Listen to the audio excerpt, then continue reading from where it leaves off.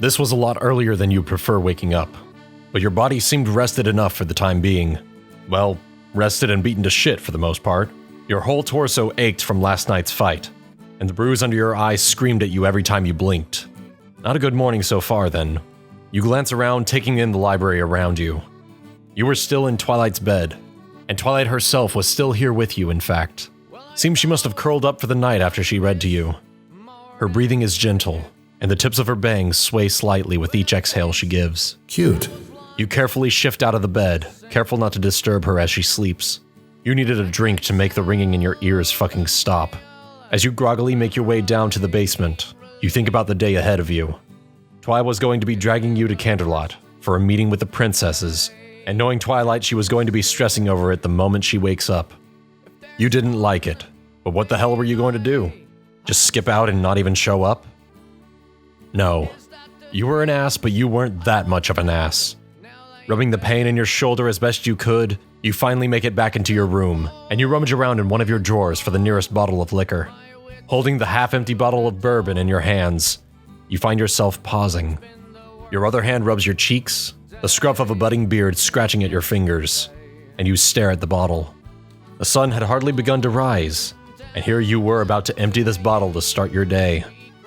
Normally, you would have already opened it up and begun downing it. But this morning felt different. Damn, Iron Will must have beat me harder than I thought. Convincing yourself that you weren't thirsty to begin with, you walk back upstairs and across the threshold of the library. A picture on the wall catches your attention, and you stop in your tracks for a second. Huh, she hung up the painting. Nice frame, too. It's kind of funny when you think about it. You gave her so much shit. Day in and day out, you fucking harassed her. But she still put up with you. She dealt with your arrogance and your brutish behavior. Did she actually care about you? Or was she just dealing with your flaws in order to keep the royalty in the know? Either way, you owed her. Maybe it was the ringing in your ears and the aches in your spine, but you guessed you could give her one day of peace. After all, she would probably go utterly insane if you caused some sort of fit in Canterlot. Then again, the idea of Twilight throwing a fit in front of her beloved princess seemed intriguing. Nah, go easy on her today. From below the balcony you stood under, you could hear Twilight stirring in her bed slightly as she finally began to wake up. Walking back upstairs and sitting on the bed, you gently stroke Twilight's mane. Christ, you have a bad bedhead. Yep, she was still dead tired. You give a smirk and softly scratch behind one of her ears. We'll still have a trip to take today, Tink. Just a few more minutes. Funny, you seem to like to wake me up whenever you damn well please. She shifts under the covers, a small smile on her face as she motions for you to move closer to her. You up and just lie next to her as she crawls over to you, still half asleep. She moves her face close to yours, sniffing you. She smiles. You don't smell like liquor. Well, I'm taking a break today. No drinks. Why is that? Well, you've got enough to worry about today. I'm just doing this as a favor to you. She rubs her eyes as she sits up in the bed and looks to you. And the smoking? Well... Twilight looks to you with hopeful eyes. Giving a defeated sigh and a rub of your eyes, you can see. Fine, no smokes. I'm clean for the day. Twi gives a tired grin and nods, leaning her head onto your shoulder. Thank you. You wrap an arm around her and squeeze out a hug. Only for you, Tink. No promises we actually get to Canterlot, though. But... Twi, if we get there and the princess offers me smokes and booze, I will take her smokes and booze. That is the deal. Fine. She's not gonna do that, you know. Never know. She rolls her eyes and you ruffle her mane as you get yourself out of the bed. Where are you headed? I mean your precious princess today, Tink. I need a suit. I'll be back here soon. I just need to drop by Rarities for a bit. You throw a quick wave her way and head out of the house, still in your boxers and t-shirt. Honestly, you were so sore that you didn't even care that you were walking through town in your underwear. Your hand reaches up to where you would normally keep a pack of cigarettes in a shirt pocket, but you have to pull your hand away in frustration. Anon, you have no cigarettes on you today. You are not smoking today. Oh fuck, this is a horrible idea. I'm gonna go mad soon and it's only morning. No, Anon. Do it for Twilight. Just do it for her. And tomorrow, you can smoke and drink yourself into a liquor and nicotine-based coma. You finally make it to Carousel Boutique, pushing your way through the front doors as a bell rings to signal your entrance. Rarity dashes gracefully from her sewing room and greets you, a smile on her face. And then she recognizes you. Oh, Anon! Well, this is a very pleasant surprise. What can I do for you today? She bats her eyes at you, a sultry grin on her face. Save it. I'm not here for anything like that. Why, whatever do you mean? Listen, lass, I'm just here for a suit. I got me money, you have the know-how. She pouts a bit when you brush her off. Just so you know, I'm not at all upset about our last little encounter. We were both very intoxicated that night, and for the most part, you were a very charming gentleman, and I was an elegant and sophisticated lady. Elegant and sophisticated? Indeed. Do elegant and sophisticated mares leave bite marks on necks then? Crossing your arms at her, she glares up at you. Blushing, of course. What is it you needed again? A suit. Yes, well, I can do that. With a wave of her horn, she levitates measuring tape, sewing needles, string, and other various sewing materials. She takes your measurements and exits to her sewing room and gets to work, but not after she hovers over a glass of wine your way. It's a vintage bottle, actually. I've had this one bottle of red wine for years now. Care for a drink? No, I'm fine actually. She looks back at you, an incredulous expression painted on her face. You're serious? You don't want any? Want? Trust me, I want some. Badly. But I won't have any today. Thanks anyway. Her mouth hangs open for a second, but she shakes her head to get a grip of herself and trots away to make your suit. You sit down in a nice red chair by the door, tapping your foot on the ground occasionally in impatience. Your eyes kept darting over to the glass of red wine Rarity left for you up on the counter. You don't need it. You don't need it. You definitely don't need it. You spring to your feet but smack yourself in the face. No! Fucking resist it, mate! You sit back down in the chair, rubbing your stinging cheek and give a sigh. This is going to be much, much harder than I thought. Half an hour passes, and you eventually doze off in the chair you were sitting in when Rarity finishes. Anon, it's all finished! You wake up, rubbing your black eye as you look to the suit that Rarity is floating in front of you. It's a good-looking set of clothes, that's for sure. A simple set of black dress pants, and a white dress shirt with a matching black coat. She even made you a green tie. I thought you hated green, lass. I do, but you... well, it seems to suit you. You rise and rifle through your pouch of bits, handing a handful to Rarity before taking the suit in your hands, while Rarity levitates it into a bag. Thanks, love. Take care of yourself. No drinks, and now he's being polite. Tell me, are you feeling all right? Shut up, bitch. Ah, that's more like it. You give a wave and leave the boutique, heading back to the library to see if Twilight was ready to leave yet.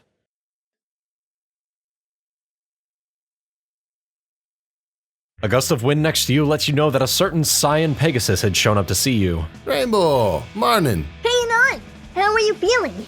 You kind of, well, got your ass handed to you last night. Gee, thanks, Dash. I never would have remembered that. What with my body constantly reminding me every time I take a fucking step? Yeah, you don't look so good. She pokes your ribs and you let out a pained gasp. Oh, wow, sorry. What the fuck was that?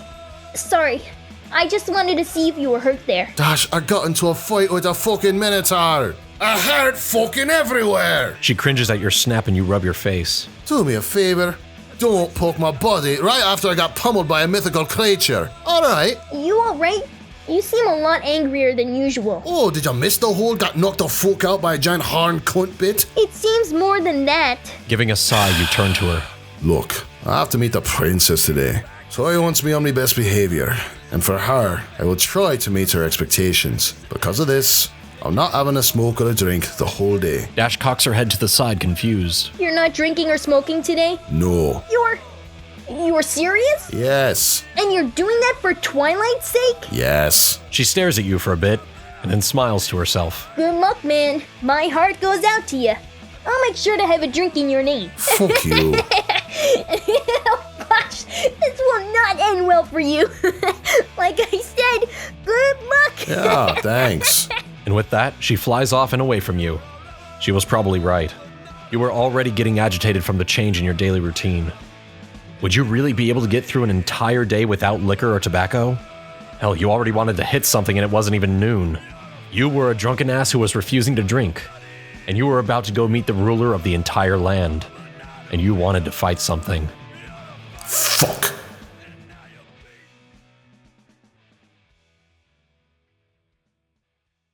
Shuffling your way into Twilight's library, you can already spot her racing around the room while sorting all her books, frantically tidying up the library. She spots you and smiles. Oh, there you are. I was beginning to worry you wandered off down to the bar. I'm a man of my word. What are you doing? Cleaning the place. I can't find Spike anywhere, so I'm guessing he spent the night somewhere else. Oh, is that the suit you're going to wear? She looks to your bag and you toss it over to her, Twilight catching it with her magic.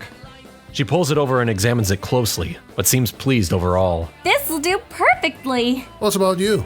You going to get all dolled up and fancy for the big meeting? Oh, it's not just a meeting. It's basically a gala. She continues to examine your suit, while you look at her with serious, tired eyes.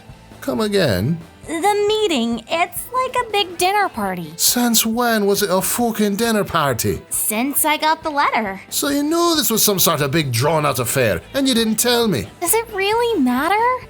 We go to Canterlot, we have dinner with Princess Celestia, stay the night, and come back in the morning. You rub your temples while muttering under your breath, your exacerbation reaching new limits. Oh, fucking hell, this is just perfect. Now to sit down at a table and be cordial with them.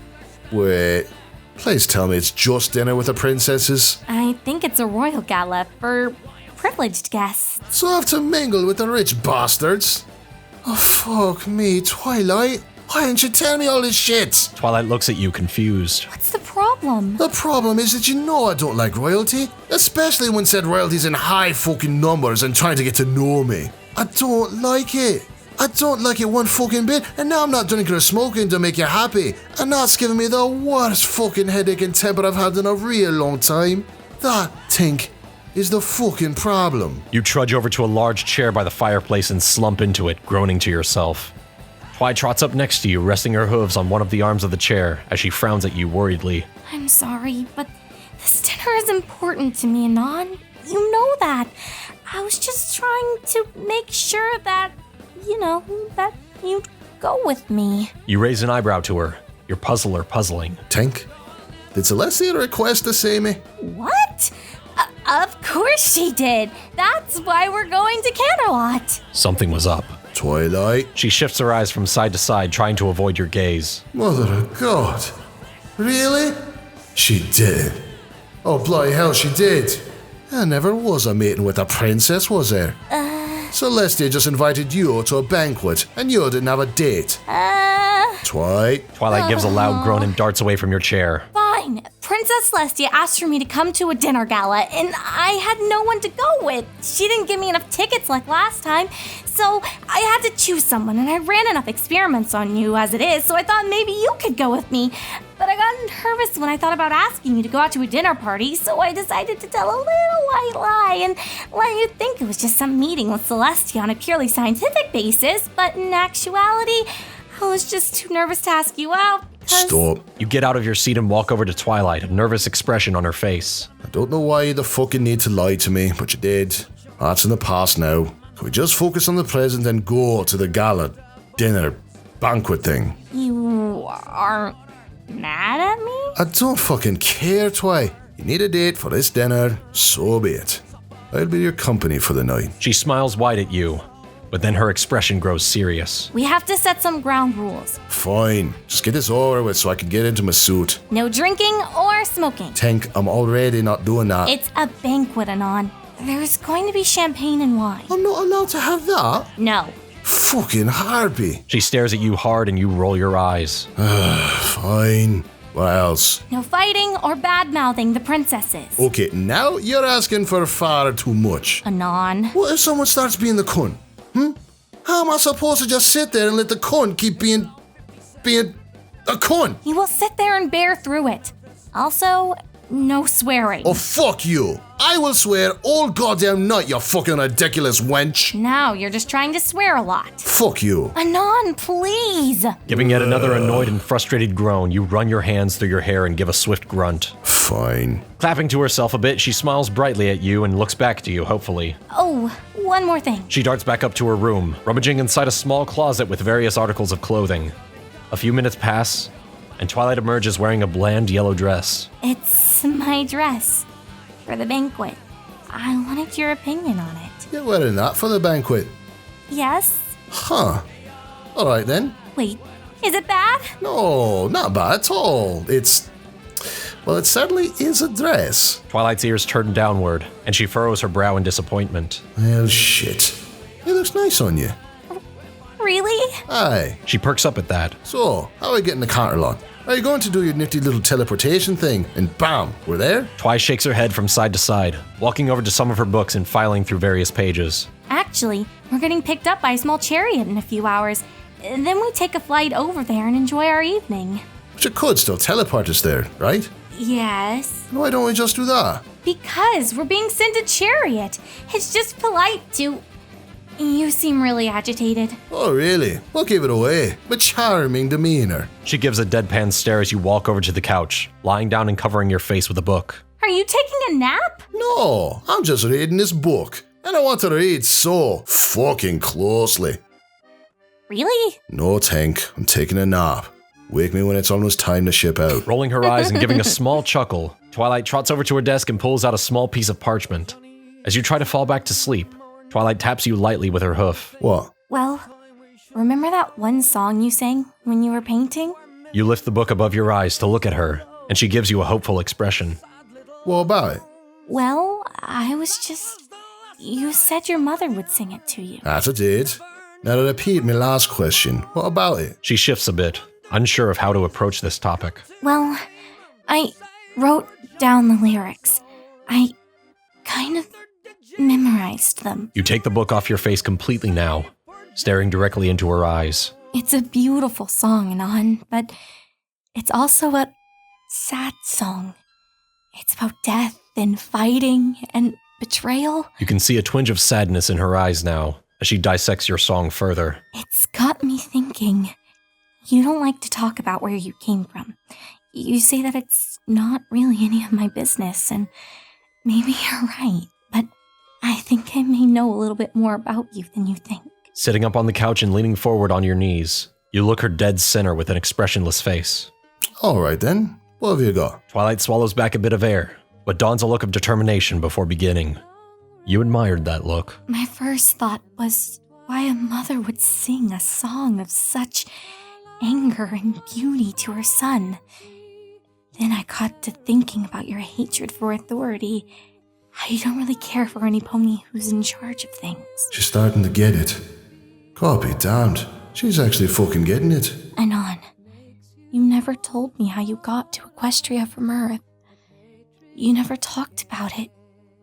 Did it have something to do with all the violence in this song? You say nothing back to her, instead choosing to look back into her violet eyes.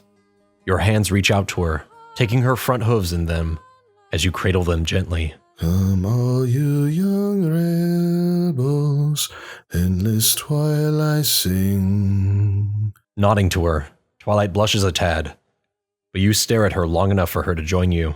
The love of one's country is a terrible thing.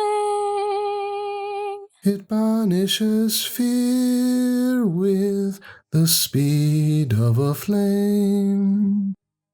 And it makes you all part of the Patriots' game. My mother sang that to me as I died, Twilight. What?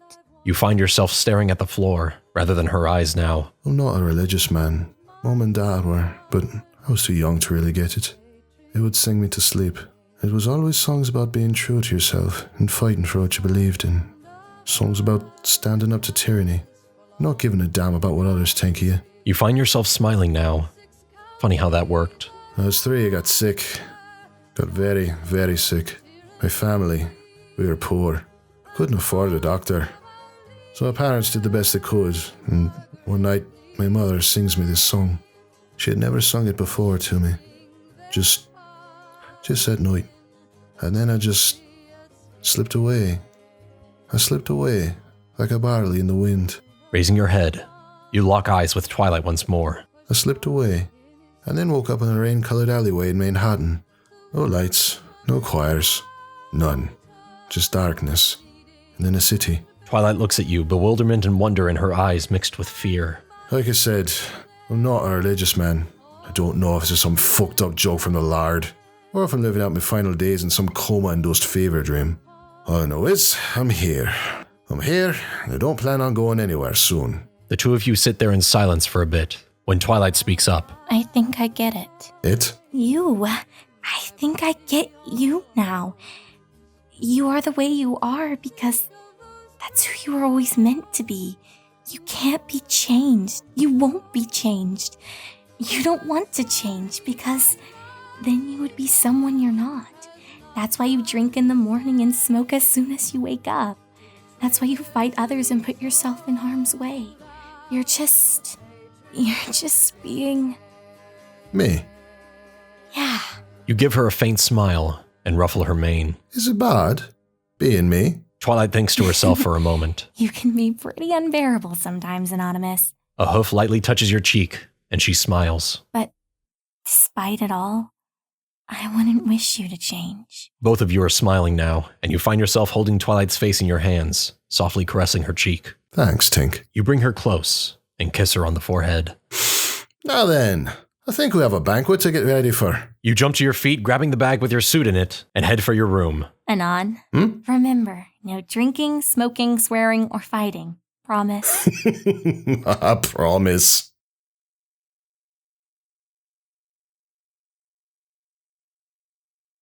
Three hours later. Going fucking mad. Going fucking mad. Bloody fucking mad. This blonde motherfucker has been sitting at your table going on and fucking on about how goddamn wonderful his life is. Twilight's been keeping you away from the good liquor. Princess Luna's been giving you bedroom eyes from across the table. Celestia won't stop asking you about your thumbs. And goddammit, this pompous son of a bitch named Blue Blood won't shut the fuck up. Twilight glances over to you and mouths a quick sorry. Seems she could see the pain written all over your face, along with the bruises and cuts from the actual physical pain. Of course, if Blue Blood kept going on about how wonderful it was to have a butler that personally spoon-fed him spaghetti, then you think your body would begin to actually feel real pain from his words alone. Oh, and let me just tell you how dreadful it was last year at the Grand Galloping Gala. There were just these mares that absolutely ruined the evening. Blue Blood shudders as he begins to complain about yet another thing in his life he could do without. Oh, Twilight! You were there, were you not? Twilight hides her face in embarrassment, nodding at Blue Blood. Yes, just dreadful. Oh, utterly dreadful. Ugh. The common folk can be quite the nuisance. Oh god, I want to punch this fucker. Just a quick right hook, that's all I ask. But, come on, you promised Twilight and on. Can't go back on your word like that. Oh, Twilight, I don't mean to be rude, but in the future you might want to dress in something not so, well, ugly. The entire table is staring at Blue Blood as he continues to laugh his stupid laugh and eat his food. You look to Twi, your eyes pleading. She grimaces and then nods. The grin on your face could silence angels with its happiness. You snatch a bottle of wine, popping it open and downing it as you rise from your seat and walk over to Blue Blood. You tap his shoulder. Yes. You raise the bottle. Cheers. And crack it across his face. To light and blue, there's nothing more a man could do. Don't get your bollocks in a twist. Settle down, don't take a fit. You drank a demon straight from hell. You almost nearly won as well. You wiped the floor with victory. Then puked until you fell asleep. Like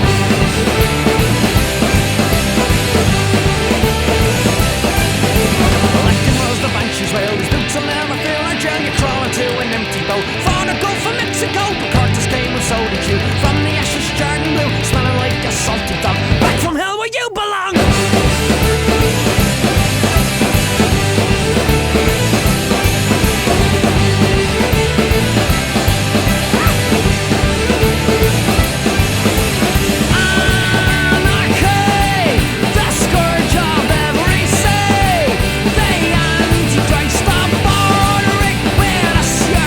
Rotate!